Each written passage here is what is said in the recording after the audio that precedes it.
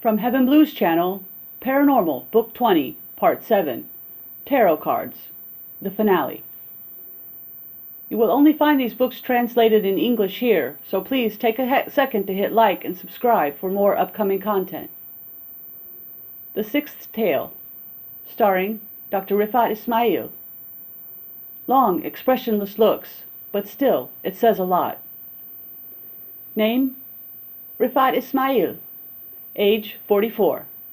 Occupation, physician and college professor. Nationality, Egyptian. Social status, old lone wolf. Hobbies, none, unless we consider smoking a hobby. And his bad luck always places him among vampires, living dead, witches, and werewolves. But he never liked it or pursued it, for Refaat Ismael's life is an endless chain of unwilling mix-ups. Personal characteristics: bald as an open fish tank, skinny as a pencil, as sick as a whole sanatorium of tuberculosis patients. Smokes like Berlin when the Allies invaded. Dr. Lucifer handed me the tarot cards to shuffle. I felt goosebumps when my fingers touched his cold, steely fingers.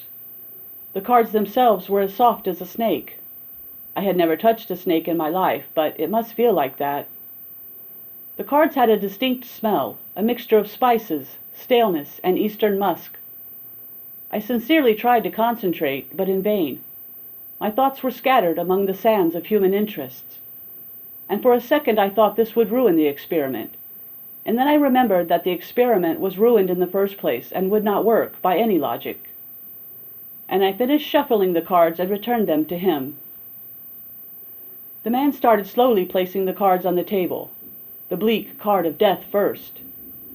He looked at me smugly for a second and murmured, "Your story starts with death. How will it end? I think you are of those who are forever jinxed in life, my friend." "That's not news to me," I said. He started checking the rest of the cards, the Justice card, then the Moon card, then the Hanged card. I told him sarcastically, "Seems to me I will kill someone when the moon is full, and I will be tried and hung." "Shush," he said firmly, and it seemed to me like he was concentrating his thoughts. And then he said, "According to the psychological interpretation of these cards, you must sacrifice to be reborn. You must levitate yourself above material existence." "That's vague talk without any head or tail," I answered. "Patience. Magic is the only interpretation I depend on here." And he started telling me what he sees. "Me in charge of a student field trip?" Dr. Refaat shouted upon reading his name on the memo sent to him by the Students' Union of the college asking him to chaperone a trip to the aqueducts. The man yelled in protest, as he was the last man among the professors for such an assignment. But these people were as insistent as a nightmare, and preached endlessly about the relationship between the professor and the student, and fatherhood, and the leadership role of professors, and with that, old Refaat Ismael found himself sitting in the back seat of the bus listening to the students' noise and stomping and clapping, and these silly, tacky songs that students sing endlessly on all excursions since he himself was a student. "Patience, Dr. Refaat, patience." He kept repeating this to himself, devouring his 10th cigarette while distracting himself by reading the obituary page of the newspaper. He wished they would leave him alone, but they had no mercy on him. They involved him in lots of stupid group games like rock, paper, scissors, and others. And he smiled in spite of himself at these boys and girls filled with the love of life to a sickening extent while they danced around him, repeating songs and jokes. As for Refaat, his duty to himself was summed up in preventing a kid from suicide or a girl from getting hit by a car. But joy is a thing chosen, not something that could be forced on him by an administrative decision. At the aqueducts, these clowns kept playing around. And under a leafy tree, Dr. Refaat sat smoking and regarding this human parade of idiocy happening in front of him. He brought from his pocket a camera he had bought in England 10 years ago. Refaat Ismael was not into photography, but he felt the need to use the camera before it got ruined from long neglect. He moved here and there, choosing balanced cadre for capturing nature's beauty and the wondrousness of its creator. but whenever he chose a spot, he would find his view filled with 10 or more young punks popping out of nowhere, all of them smiley. And they formed the two typical lines, some kneeling while the other line stood behind them, and of course 1 or 2 in the back making rabbit ears on the ones in front, and all putting a stupid smile on their faces. Damn you all!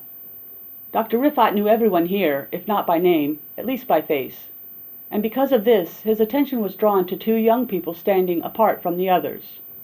One was a young, well-dressed guy suffering from the phenomenon of albinism, which the general public calls enemies of the sun, with his pink skin, white hair, white eyebrows and lashes, and reddish-gray eyes. The other was a gorgeous girl wearing dark sunglasses, and both were holding hands as if they seemed like they were avoiding the gathering and exchanging whispered words, or sitting with heads together in the shade of a tree. Then it's love. Refaat leaned over to a student's ear and asked him about them, as he had not seen them before and had certainly never taught them. The student answered, "That's Adel and Hala, a married couple in their 3rd year. They're polite but loners and don't like to mingle." Refaat replied, "I've never seen them.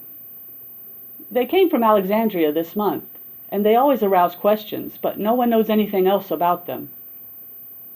Dr. Refaat looked to the young couple as they stood looking at some flowers. He couldn't quite hide his envy of them, both young, good-looking, in love. This is the age where one can enjoy love and connect with nature. He himself was desperate for love at that age, but he was totally unable, just a shy, rural student focused on his studies, and on improving his life with the pennies that his mother would send from their village. And here he is, after all these years, still without love because that boat had sailed. When he was able to love, he had nothing, and when he had something, he was incapable of loving. Anyway, he felt it his duty towards these lovebirds to secretly take a few pictures of them, on the condition that it be a coincidence. And here something strange happened. He saw them escaping from the camera's lens as if it were a gun pointed at them. Weird. Why are they acting this way? And worry started creeping into his heart. Are they really married? Maybe they are claiming so to gain more freedom, and so would not appreciate their picture being taken, recording their relationship.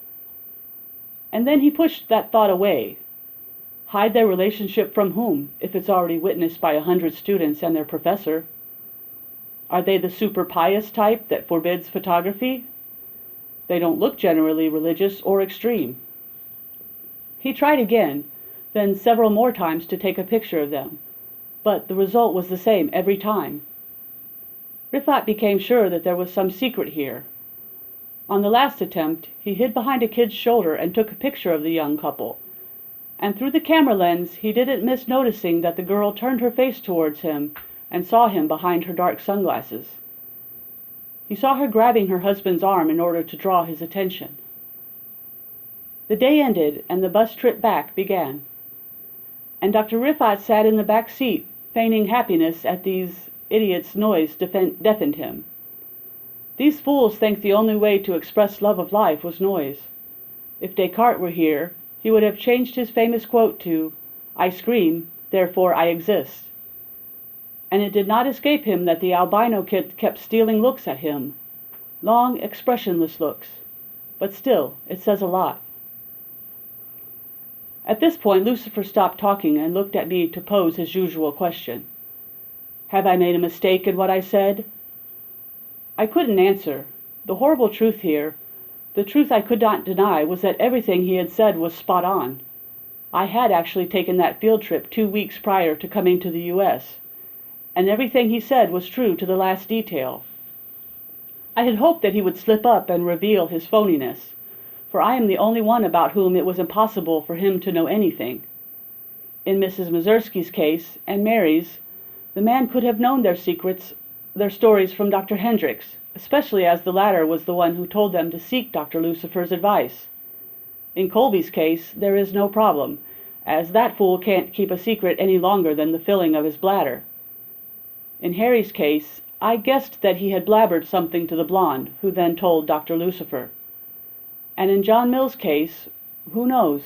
Maybe he himself was in cahoots with Lucifer, as often happens with mind readers. As for me, I had no clue. I swallowed hard and said in a strange voice, "Please, continue." Dr. Lucifer spoke. "You did not develop the film yet, Dr. Refaat. You sent it to the lab and then forgot all about it, as is your norm. But you will remember it when you return to Cairo.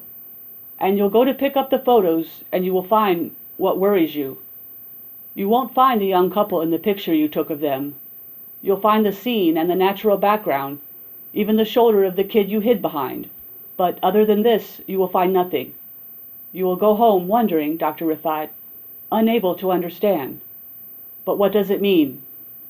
It means simply that this young couple is not constructed of the same material as us, from a material that does not reflect light. You know from your reading that this is a matter of ghosts or spirits or vampires. So does any of that apply to these two?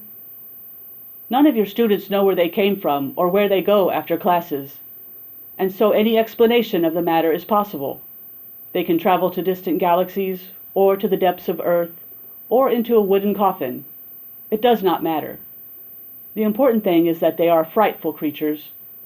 The worst thing is that you will notice signs of someone having searched your apartment. Someone had been to your apartment during your travels. They did not steal anything, nor did you have anything worthy of stealing. But they searched carefully and patiently. For what? It's clear and does not need pondering. And at night, you lock your apartment and go to bed, and in spite of hundreds of worrisome thoughts, sleep comes to your eyes slowly, slowly, and you sleep. Until when? No one knows. But you wake up in the middle of the night to the sound of footsteps in the living room. You hurry barefooted to the bedroom door and listen carefully. Yes, there is no doubt about it. Someone is walking around in the living room. After retrieving your gun from under the mattress, you open the door, and in a theatrical move, you turn on the light switch, and you find no one there. You hear the footsteps retreating to your office, so you rush there and reach for the light switch. And here you see them. To be honest, they have changed a lot. Nothing in their faces resembles human faces. Instead, they are two formless lumps like plasma, and from them a sticky green liquid drops onto the carpet. As for their hands, they have transformed into tentacles like the limbs of an octopus. But they are wearing female and male clothing. And you see the male standing behind your open desk, busy flipping through your papers. As for the female, she stands by the bookshelf, checking the books and throwing one after the other onto the carpet. Sorry for the intrusion, Dr. Refaat, and forgive us for not caring to return to the human form. This is the voice of the male sitting at the desk, holding a bunch of pictures between his tentacle-like hands. He says, "You understand that we do not wish for anyone to see this picture, for the film is totally incapable of recording our reflection." Who are you? That is a difficult question, but let's say we are creatures from the depths of Earth, and it is our duty to study you, your matters, and your reaction to a probable invasion. Are you joking? My facial features assure you I'm not joking. Please put the gun aside, as it is useless against protoplasmic types like ourselves. And with this he comes towards you, saying, "We are trying to acclimate to you, but your curiosity made you hasty. We tried to find these pictures while you were abroad, but in vain. And now that we have gotten rid of the pictures," he says, cornering you between the wall and his wife, "it's time to eliminate the one who saw these pictures." Lucifer ended his talk and started gathering the cards and placing them in a sleek, shiny box. He looked at me with his strong, penetrating eyes and said, "Any questions?" Trying to control my nerves, I said, "I thought you would give me a logical prediction. Instead, you gave me a fantastical sci-fi story of the type, 'They are among us.'" Lucifer replied, "You are going back to Egypt, and you will see if Dr. Lucifer was just another con man or a genius." Getting to his feet with difficulty, Clarton said, "And now, gentlemen, if you don't mind, Dr. Lucifer is tired and needs some rest." Harry, Mills, and Colby stood up. As for me, I continued staring at Lucifer steadily for some time. Then I mumbled, meeting his hard look with the same, One last question, Dr. Lucifer. Anything. Who exactly are you? He looked at me silently for a while, a hidden smile playing on the left corner of his mouth. And then he stood without a word, leaving this place with Colby and Clarton. I put on my shoes and took Harry's arm so I would be able to walk. We then left the den and went to the huge ballroom outside, which was empty. There was nobody there except for 2 or 3 drunks, and most of the lights were turned off, and the place was untidy with dirty plates, scattered bottles, cigarette butts, and the servants worked hard to clean all of this up. It was the first hours in the dawn of a new day. Closure of the circle. For he's the jolly good fellow, and nobody can deny. Days had passed with Harry and I speaking of nothing else but that long nightmarish night. We could hardly believe all this was real, and that we were really there with that strange man in the midst of this bizarre party. And we read the news article about Dr. Lucifer, the renowned Hungarian paranormal scientist traveling back to his home country. Only then could we believe that all this had happened. I sat with Harry that sunny morning talking about Dr. Lucifer's 6 prophecies for those who were there. Lighting a cigarette and resting my legs on another chair in the garden, I told Harry, "No matter what you tell me, I don't believe in anyone's ability to know the unknown. This man was just speaking of things he did not really know." Harry replied, "But he was precise in explaining what went through our minds, you remember?" I sat up straight now and said, "I give you that, but I'm not sure you didn't blabber about yourselves, but I didn't say a word. In my country there are a lot of charlatans who claim the ability to communicate with the world of the unknown. And most of those rely on the moments in which their customers ramble on in the waiting room before entering the charlatan's room. And they depend strongly on educated guesses. A woman's attendance usually means she is complaining of infertility, and an ugly, aging girl is usually complaining of a lack of suitors." Harry smiled smugly, saying, "I don't think that applies here. Nothing in my features says I have lost a voodoo doll, and nothing in your features says that you had taken a photo of a strange couple." And running his hands through his blonde hair, he added, "Did we all fall under group hypnosis in which he managed to pull our secrets from us?" "I don't think so. Group hypnosis is not an easy thing, to that extent." Harry considered. "Maybe he put something in our coffee?" I didn't have any coffee, and neither did Colby. And throwing away my cigarette, I added, "Even if he had a glimpse of the truth, he couldn't have made this succinct mixture of details. Marcia and her son, Mrs. Mazursky and her small car and habit of drinking milk, details of Egyptian medical students' field trip to the aqueducts. It's impossible for him to make all of this up. Otherwise, he certainly would have made telling mistakes." "Well then, what do you think?" Harry asked. I looked at his face and frowned, saying, "I think this Lucifer really can read minds." As for the prophetic side of his work, I don't know. All of his stories were divided into 2 sections, what happened and what will happen. The first part always ended with what happened, and the second part starts with what will happen after that setting. The first part, meticulous, truthful, and with no explanation except that he could read minds. As for the second part, there's no way to determine its accuracy, because it always ended with an advice. And now let's run an analysis on what the man had predicted. 1. Mrs. Mazursky's story. He predicted her death at the hands of her vampire daughter, and his advice was clear. She must kill her daughter before her daughter kills her, or at least ask her sons to come stay with her. 2. John Mill's story. The only story that didn't end with death. He advised the man to go through with the experiment. 3. Mary Julam's story. Mary dies at the hands of Jack the Ripper, whose spirit comes back to wreak havoc in our world. The advice here was to burn Harriet, as everything points to her being a witch. 4. Colby's story.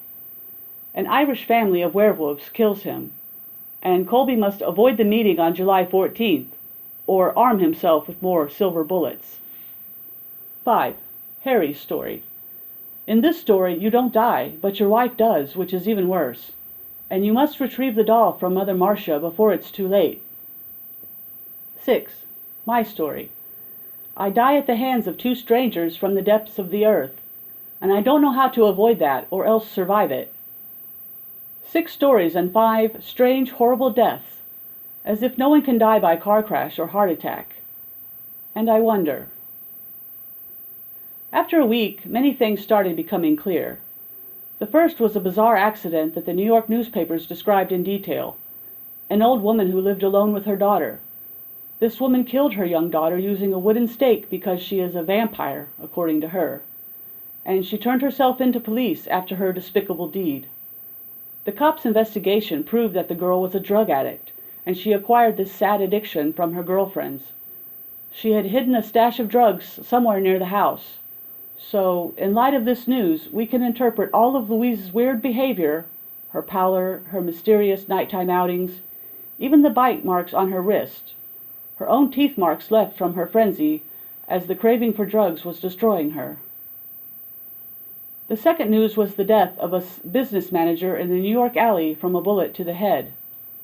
The consensus was that a gang had killed him and threw his body there.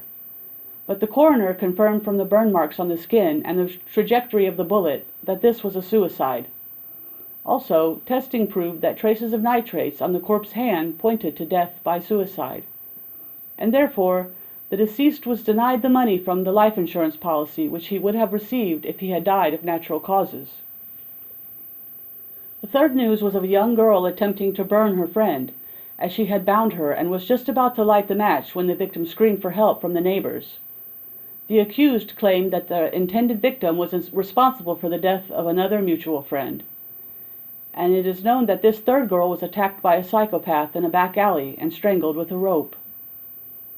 The fourth news told of a charlatan's attempt to assassinate an Irish family, claiming there was a mutant wolf among them. Actually, he thought the whole family were wolf-like beasts, and he had loaded a gun with silver bullets, and it seems like a religious man or a priest had convinced him of this. The result? The charlatan was sent to a psychiatric hospital. Feeling proud, I told Harry, "Do you see? All of Lucifer's predictions were fake." Unsure, Harry shook his head, saying, "True, all of it is baseless illusions."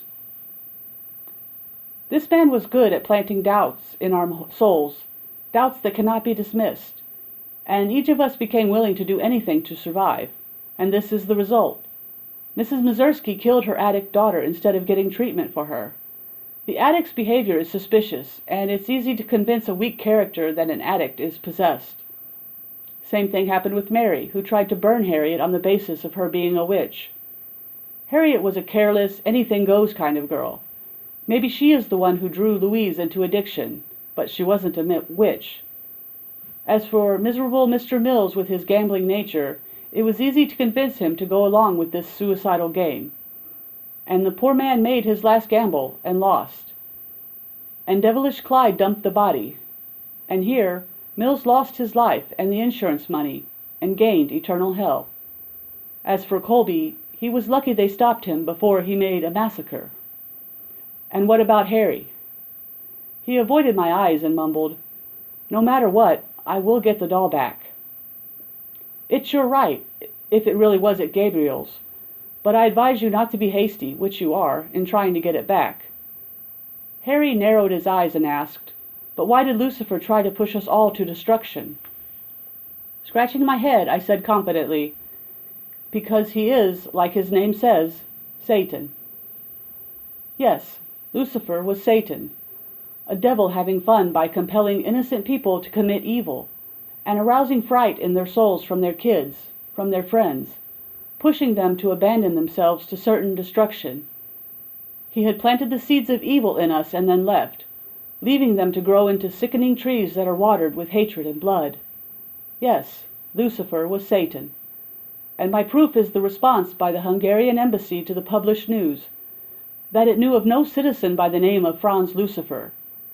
Then where did this man come from? They said he was a Soviet escapee from behind the Iron Curtain, and they said he was from Latin America. But I see no reason for all these speculations. This man came straight from hell.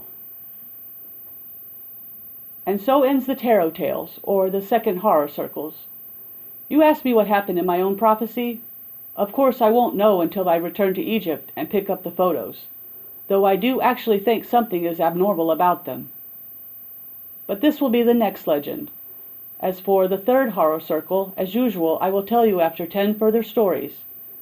I might give you a hint of part of it now, but that's another story. Signed, Dr. Refaat Ismael, Cairo. End of Part 7 and finale of Book 20, Tarot Cards. Hope you enjoyed this audiobook. Don't forget to like and subscribe, it's important.